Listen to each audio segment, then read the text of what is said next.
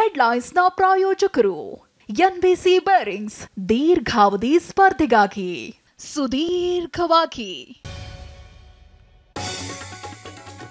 ರಾಷ್ಟ್ರಪತಿಗೆ ರಾಜೀನಾಮೆ ಸಲ್ಲಿಸಿದ ಮೋದಿ ಜೂನ್ 8ಕ್ಕೆ ಮತ್ತೆ ಪ್ರಧಾನಿಯಾಗಿ ಪ್ರಮಾಣ ವಚನ ಸ್ವೀಕಾರ. 3ನೇ ಬಾರಿ ಕೇಂದ್ರದಲ್ಲಿ ಎನ್ಡಿಎ ಸರ್ಕಾರ. ಶುಕ್ರವಾರ ಎನ್ಡಿಎ ಮೈತ್ರಿಕೂಟ ಸಂಸದರ ಸಭೆ. ನೂತನ ಸಂಸದರನ್ನು ಉದ್ದೇಶಿಸಿ ಮೋದಿ ಭಾಷಣ. ದೆಹಲಿಗೆ ತೆರಳಿದ ನಾಯ್ಡು, ಪವನ್ ಕಲ್ಯಾಣ್.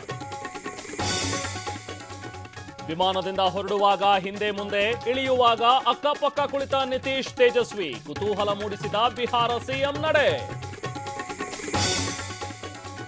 ಬೆಂಗಳೂರಿನ ಫಾರ್ಮ್ ಹೌಸ್ನಲ್ಲಿ ರೇವ್ ಪಾರ್ಟಿ ಕೇಸ್. ತೆಲುಗು ನಟಿ ಹೇಮಾ ನ್ಯಾಯಾಲಯಕ್ಕೆ ಹಾಜರ್. 7 ದಿನ ಕಸ್ಟಡಿಗೆ ಕೇಳಿದ ಸಿಸಿಬಿ. ಚಾರಣಕ್ಕೆ ತೆರಳಿದ್ದ ಕರ್ನಾಟಕದ 4 ಸಾವು. ಉತ್ತರಾಖಂಡ್ನ ಸಹಸ್ರತಾಳ್ ಮಳೆಯಲ್ಲಿ ಘಟನೆ.